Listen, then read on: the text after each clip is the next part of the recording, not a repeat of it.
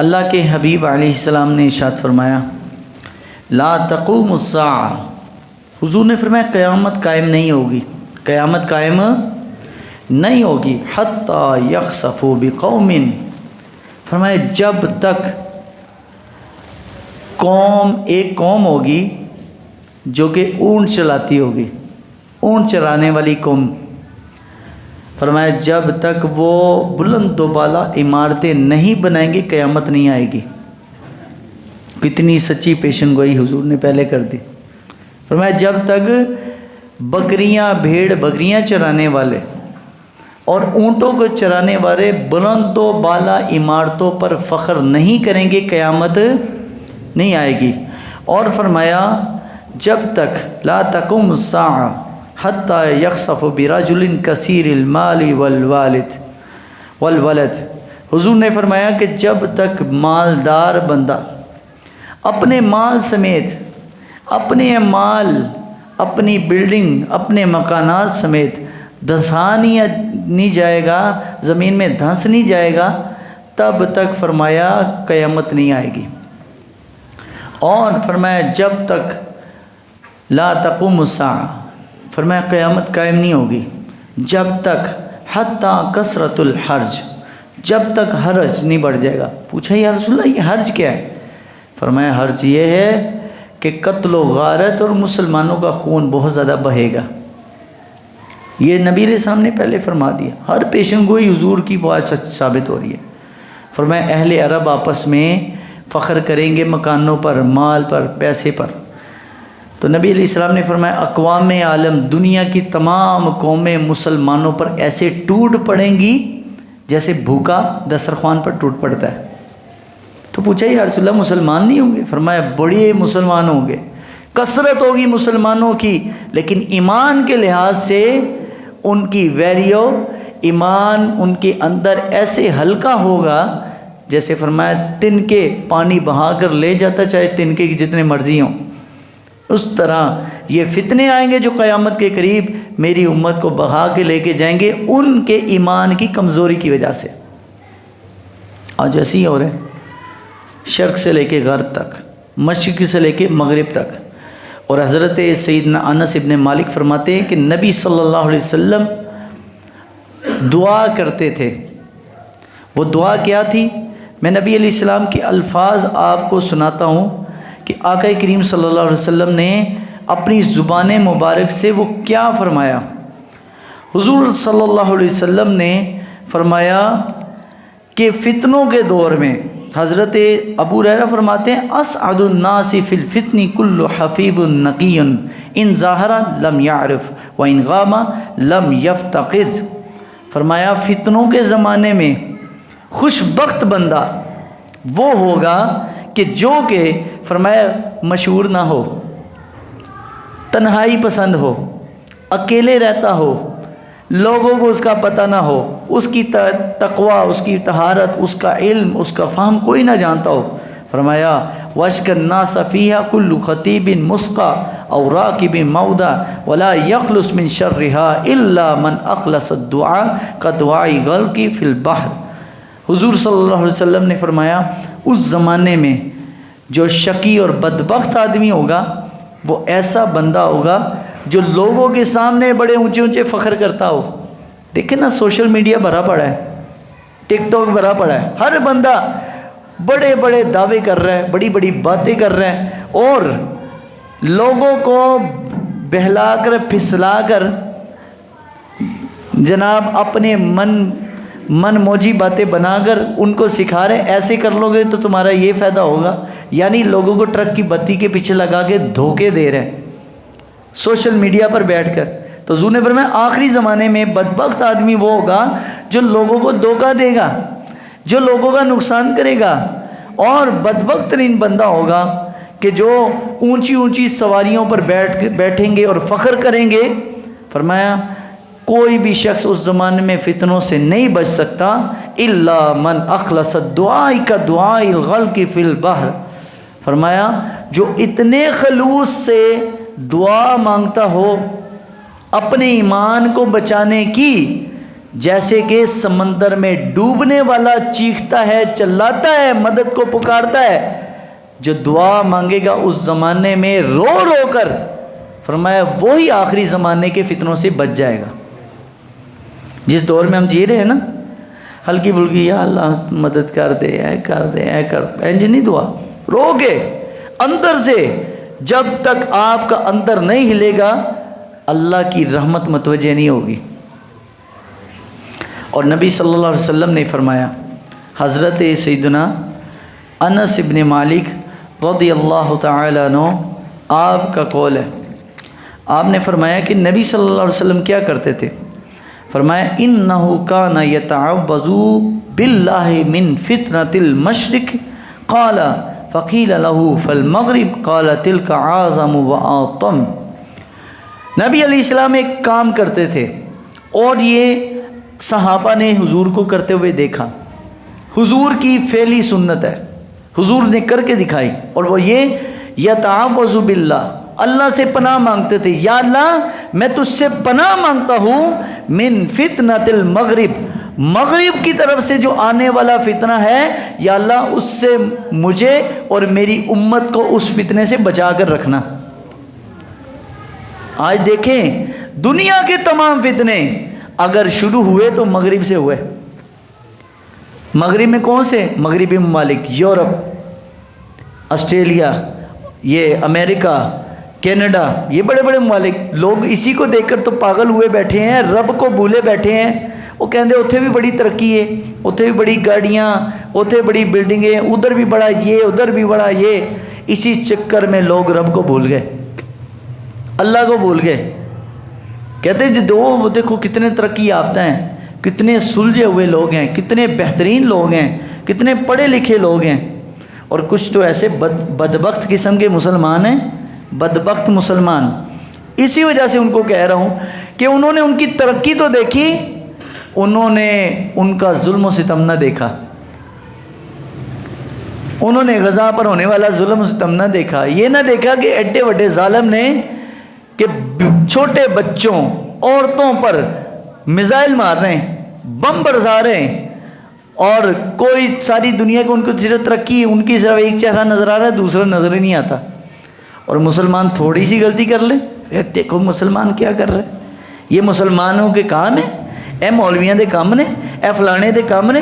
اور میں نے کہا بھائی انہوں نے تو کوئی ظلم بھی نہیں کیا، اسلام نے تو سب سے پہلی بات ہی کی کہ اگر کسی کافر سے اگر تمہاری جنگ بھی ہو جائے، ان کے بچوں کو قتل نہیں کرنا، ان کی عورتوں پر ظلم نہیں کرنا، ان کے بوڑھوں پر ہاتھ نہیں اٹھانا، ان کے ساتھ لڑنا ہے جو تیرے ساتھ ٹکر لے رہا، برابر کا مقابلہ کر رہا ہے۔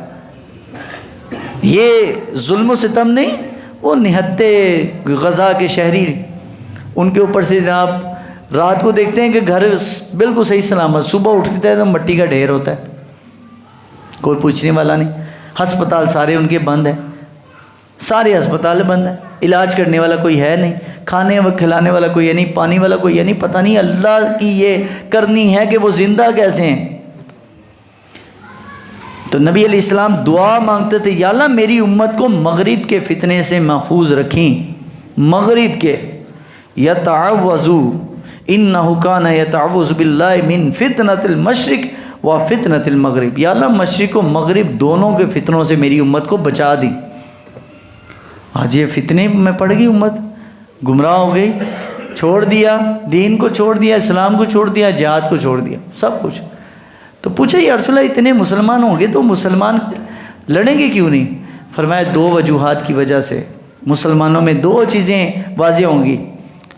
فرمایا ایک تو یہ ہے حب الدنیا و کراہیت الموت، ایک تو دنیا کا پیار بڑا بڑھ جائے گا مسلمان کے دل میں کہ جناب اللہ تے گڈی بھی لینی ہے، اللہ تے 10 مرلے دا کوٹھی بھی پیراگون چ DHA فیز 8 چلے بنانی، اللہ تے بچوں دا بیاہ بھی کرنا ہے، یعنی لمبی لمبی سوچیں۔ حب الدنیا، مال کے پیار ہوگا، بس مقصد صرف پیسہ کمانا، مقصد صرف پیسہ بنانا، اور پتہ نہیں جیسے ہی مر گئے نا تو بیٹا کفن کے اندر جیب نہیں ہوتی، کفن میں خالی ہی جاؤ گے، ڈالر تمہارے سب بینک میں پڑے رہ جانے، تمہارا ڈالر کام نہیں آنا. جس ڈالر کے لیے آج دوڑ لگی ہوئی ہے مسلمانوں کی، اور چھوڑ دیا کہہ رہے کہ امریکہ کر رہا ہے ظلم وہاں اور مغربی ممالک کر رہے ہیں تو کرنے دو، اسی دے پیسے کمانے، ساڑھے کچھ کہنا کی ہو جائے گا. میں کہا بالکل کچھ بھی نہیں ہوگا، کچھ بھی نہیں ہوگا. صرف اتنا ہوگا کہ قیامت کو المرء مع من احبا، جس کے ساتھ جس کا پیار ہوگا قیامت کو اس کا حشر اسی کے ساتھ ہوگا. اب آپ کے پاس آپشنیں ہیں، دیکھو کہ آپ کے دل میں میرے دل میں کس کا پیار زیادہ ہے، مغرب میں بیٹھے ہوں گا یا مسلمان کا. مسلمان کی مثال تو جسد واحد کی ہے، اگر انگلی پہ تکلیف ہو تو پورا جسم بے چین ہوتا ہے. ہمارے آئے نہیں کہہ رہے بم برستے ہونا ہے، ساڑی تو باری ہلے نہیں نہ آئی، ہماری تو باری نہیں نہ آئی، ہم تو سکون میں کھا پی رہے ہیں، موج میلہ مار رہے ہیں. تو نبی صلی اللہ علیہ وسلم نے فرمایا کہ اردن، شام، فلسطین کے مسلمان وہ ہیں، فرمایا جو حمص میں رہنے والا، شام میں رہنے والا، فلسطین میں رہنے والا، اردن میں رہنے والا، جو شہید ہوگا ان جگہوں کی حفاظت کرتے ہوئے، میرے سرکار نے فرمایا وہ شہید ایک ہوگا لیکن اللہ ان کو 70 شہیدوں کا ثواب دے گا. جو یہ شہید ہو گئے نا پاکستان چ مرنا، انہوں کو یہ نہ ثواب نہیں، ادھر مرنے والے کا ثواب پاکستان میں شہید ہونے والے سے 70 گنا زیادہ ہے. اور نبی صلی اللہ علیہ وسلم نے فرمایا اللہ دنیا پہ نظر رحمت نہیں کرتا. کیوں؟ دنیا بندے کو رب بھلا دیتی ہے. دنیا جب بندہ دیکھتا ہے دنیا کی چمک دمک، پیسے، سوسائٹیز میں گھومو پھرو تو بندہ اللہ کو بھول جاتا ہے. تو حضور نے فرمایا دنیا بندے کو رب سے غافل کر دیتی ہے. اللہ نے جب سے دنیا کو بنایا نظر رحمت نہیں کی، لیکن فرمایا فلسطین، اہل فلسطین وہ ہیں کہ اللہ ہر روز دن میں 2 باری ان پر اپنی نظر رحمت فرماتا ہے، فلسطینیوں پر. کیوں؟ کیونکہ اللہ تعالیٰ نے اپنے محبوب لوگوں کے ان قدمین کی برکت سے جو اس فلسطین پر لگے. یہ فلسطین کون سی جگہ ہے؟ یہ ارض الانبیاء ہے، نبیوں کا ملک، نبیوں کا ملک ہے.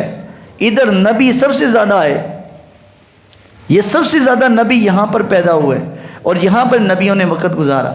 اس لیے تو جب اللہ نے اپنے محبوب کو بھی فرمایا سبحان الذی یسری بعبدی لیلا من المسجد الحرام الى المسجد الاقصى الذی بارکنا حولہ لنریہ من آیاتنا، جو اللہ نے فرمایا پاک ہے وہ ذات جس نے اپنے بندہ خاص کو مسجد حرام سے مسجد اقصی تک سیر کروائی. سیر کروائی کیوں کروائی؟ فرمایا الذی بارکنا حولہ لنریہ من آیاتنا، ہم نے اس مسجد اقصی کے ارد گرد برکت رکھی ہے. کیوں؟ مسجد کے اندر برکت ہوتی ہے، اللہ فرما رہا ہے مسجد کے ارد گرد ہے. اس لیے ارد گرد کا فرمایا کہ مسجد کی اندر برکت تو سب مانتے ہیں لیکن مسجد کے باہر کی برکت منوانا تھا. مسجد کے باہر برکت کے میں کیا چیز ہے؟ وہ انبیاء کی قبور ہیں، وہ نبیوں کی قبریں ہیں، جس کو رب نے فرمایا کہ میں نے وہ برکت والی جگہیں دکھانے کے لیے اپنے نبی کو سیر کروائی. اور وہ ارض مقدس جہاں پر مسلمانوں کو آج مسجد اقصی کے اندر جانے کی، نماز پڑھنے کی بھی اجازت کوئی نہیں. اب آپ دیکھیں نا باہر لوگ دڑے بنا کر نمازیں پڑھ رہے ہیں، کچھ 10 بندے ادھر پڑھ رہے ہیں، 5 ادھر پڑھ رہے ہیں باہر مسجد کے، اور اندر جو آتا ہے اس کو مار پیٹ کے بوٹوں سمیت یہودی گزرا ہے. ہمارا دین ایسا دین ہے جو کہتا ہے کہ غیر مسلم کی عبادت گاہ کا بھی احترام کرو، اس کی توہین نہ کرو، اس کو بلڈوز نہ کرو، اس کو بم سے اڑانا نہیں. جو اسلامی ریاست میں غیر مسلموں کی عبادت گاہ اس کا تحفظ کرو. ہمارے دین نے تو غیروں کی عبادت گاہ کا تحفظ کیا. اور یہ کیسے کمبخت اور ذلیل قسم کے لوگ ہیں کہ ان کو مسجد کا ادب ہی نہیں پتہ.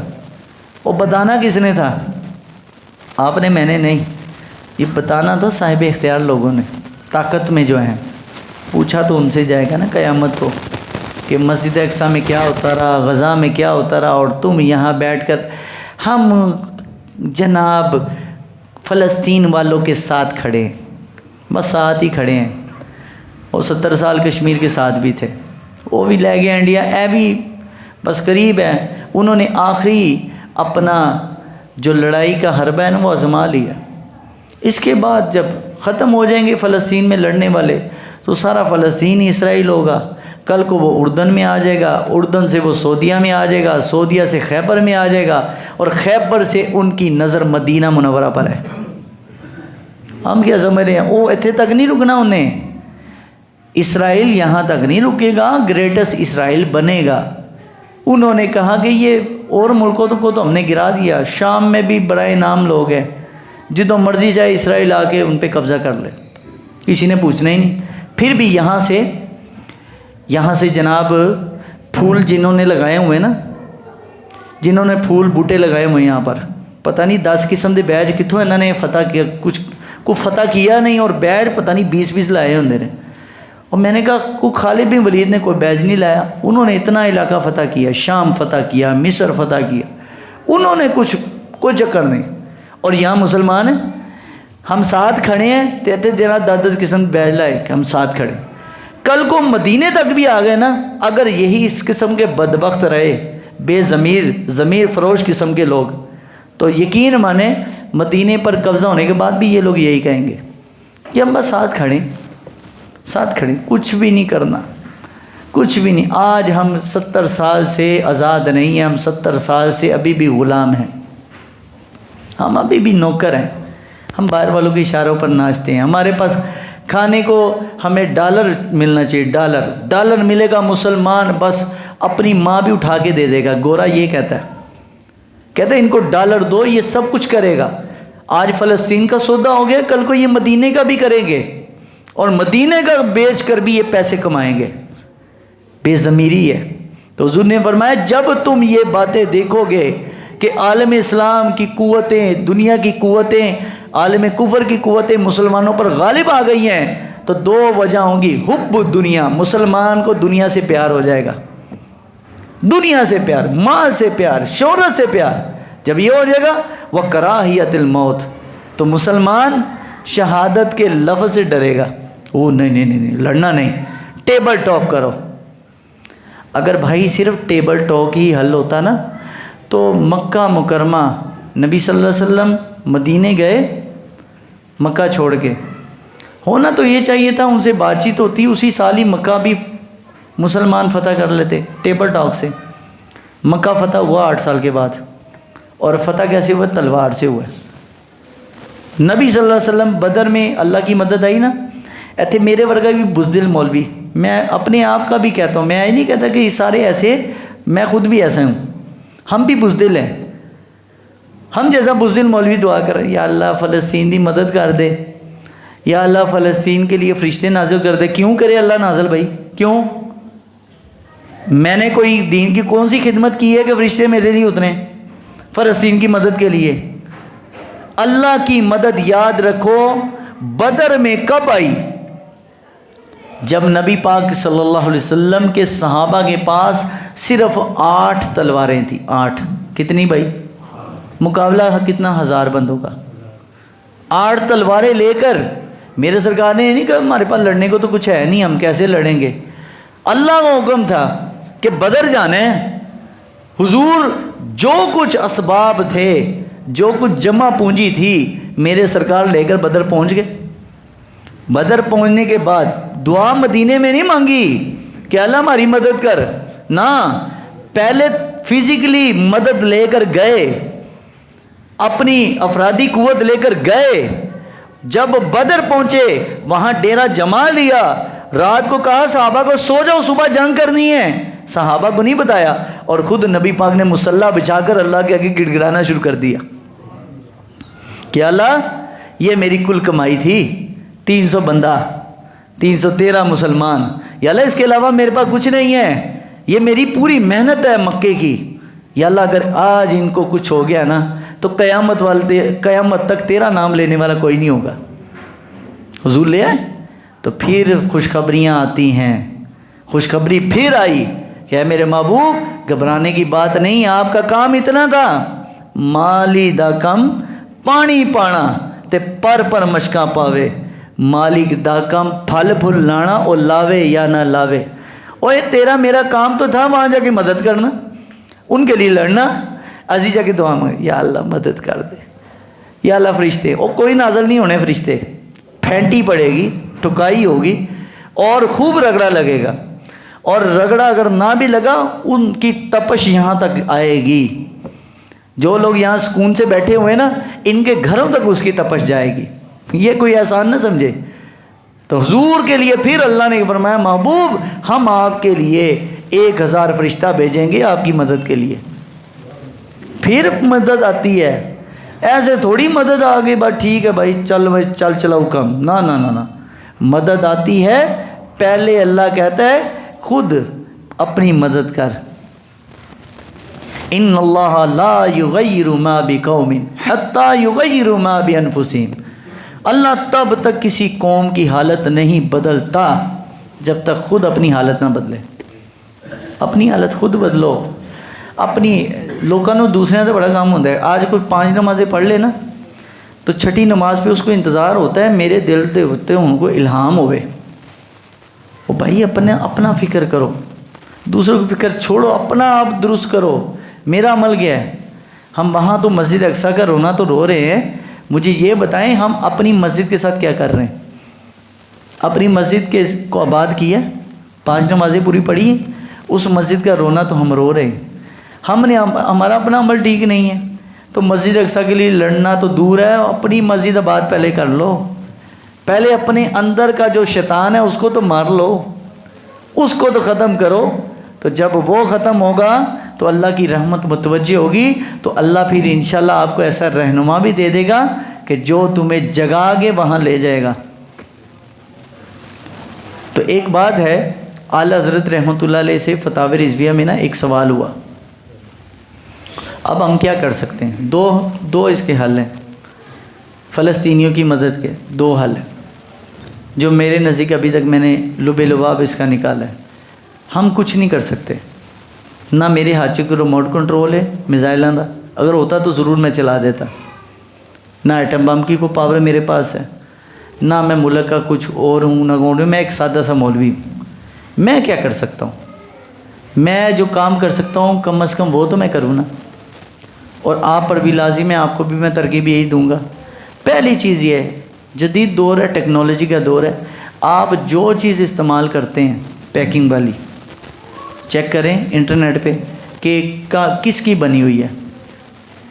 اگر اسرائیل کی بنی ہوئی یا کسی یہودی کی بھی ہے, ان تمام پروڈکٹ کا استعمال ترک کر دیں. اس کی جگہ اپنے مسلمان کی بنی ہوئی چیز کا استعمال کریں, اور اب وہ اپنا جو پیسہ ہے وہ مسلمان کو اس کا فائدہ دلائیں. پہلا کام تو یہ میں اور آپ یہی کر سکتے ہیں. ہمارے پاس کیونکہ نہ فوج ہے, نہ ہماری کوئی ٹریننگ ہے, نہ ہم لڑ سکتے ہیں. ہم نے کبھی بندوق پکڑ کے چلائی نہیں ہے, ایسے تصویر کھنچانے کے لیے پکڑ لی کلیشنکوف, ہمیں چلانی بھی نہیں آتی. تو ہم نے جب وہاں جا کے کیا لڑنا ہے. لیکن جب وقت آئے گا اللہ تعالیٰ کرے گا کرم, انشاءاللہ کوئی ہوگا کہ جو وہاں تک مسلمانوں کو غیرت کے ساتھ لے کے جائے گا. لیکن جب تک نہیں ہے تو تب تک اتنا کام تو کریں. پہلی بات تو یہ ہے کہ ہم نے جو پہلا کام کرنا ہے, ان کی تمام پروڈکٹ جتنی بھی ان کی چیزیں ہیں وہ اس کا استعمال بند کر دینا. اور فلسطینیوں کی مدد, تو اعلیٰ حضرت سے سوال ہوا تھا آج سے کوئی 120 سال پہلے, 1905 کی بات کر رہا ہوں میں. اس وقت اعلیٰ حضرت سے پوچھا گیا تھا کہ ایک عورت ہے اور وہ سوال پوچھ رہی ہے کہ اب جیسے بڑی 11ویں آ گئی نا, تے مسئلہ ذرا غور نہ سنیا جے بھائی, بعد کو فتویٰ نہ لوے, غور نہ سنو, کیونکہ یہ مطلب ایسا ہے کہ اگر تسی اپنے مطلب نہ سمجھ لیتا تو کام بعد جو تسی میرے تے فتویٰ لانا ہے. اعلیٰ حضرت رحمۃ اللہ علیہ کا حوالہ دے رہے ہیں. اعلیٰ حضرت رحمۃ اللہ فرمایا کہ ایک عورت نے جو سوال کیا ہے کہ میں 1.25 من دیگ بناتی ہوں غوث پاک کے ثواب کے لیے بڑی 11ویں پر. اب بڑی 11ویں کا مہینہ آ گیا نا جناب, 11 دیگا چڑھنی ہے. کھا پی کے ڈکار مارے تھے، کام ختم۔ ٹھیک ہے غوث پاک کو ثواب پہنچائیں، لیکن اعلیٰ حضرت نے ایک اور طریقہ بتایا، فرمایا کہ وہ عورت کہتی ہے کہ میں 1.25 من دیگ بناتی ہوں اور اس کا ثواب غوث پاک کو پہنچاتی ہوں۔ اب اس دفعہ بھی میرا دل ہے کہ میں 1.25 من دیگ بناؤں اور غریبوں میں بانٹوں، اور اس کا ثواب کس کو ملے؟ غوث پاک کو۔ بڑی گیاروی تھی نا۔ تو فرمایا میرے ذہن میں دوسری بات بھی ہے کہ وہاں پر ترک عثمانی، خلافت عثمانیہ، ترکیوں کی جنگ چل رہی تھی اس وقت برطانیہ کے ساتھ، اور یہاں پر بھی ہندوستان میں اس وقت حکومت کس کی تھی بھائی؟ انگریزوں کی تھی۔ اعلیٰ حضرت نے دیکھو کتنی بڑی بات کی، فرمایا کہ تم 1.25 من جو دیگ ہے نا وہ نہ بناؤ۔ غوث پاک رحمۃ اللہ علیہ کو جو اصال ثواب کرنا ہے نا، دیگ بنا کے نہ کرو۔ میں ایک اور طریقہ بتا دیتا ہوں، ثواب بھی مل جائے گا اور ان کی مدد بھی ہو جائے گی۔ فرمایا کہ تم ایسا کرو، تم وہ 1.25 من دیگ کے پیسے ترک عثمانیوں کی فوج کی مدد کے لیے جو انگریزوں کے خلاف لڑ رہی ہے جہاد میں، ان کو پہنچا دو اور اس کا ثواب غوث پاک کو بھیج دو۔ فرمایا ثواب بھی پہنچ جائے گا اور مسلمانوں کی مدد بھی ہو جائے گی۔ مقصد یہ ہے کہ 11ویں کرنی ہے، کوئی فرض واجب کوئی نہیں، کرنی ہے تو ثواب پہنچانا ہے، تو 11ویں پر کھانا مسلمانوں کو نہ کھلاؤ، ان فلسطینیوں کی مدد کر دو۔ اس فلسطینیوں کی مدد کیسے کرنی؟ آپ کے پاکستان میں بڑے اتھینٹک قسم کے ادارے موجود ہیں جو وہاں امداد پہنچا رہے ہیں، ٹھیک ہے؟ آپ ان سے رابطہ کریں۔ اب کسی نے 100 روپیہ بھی دینا نا، خود جا کے اس کو دے دو، آگے پہنچے یا نہ پہنچے بل پہنچ جائے گا۔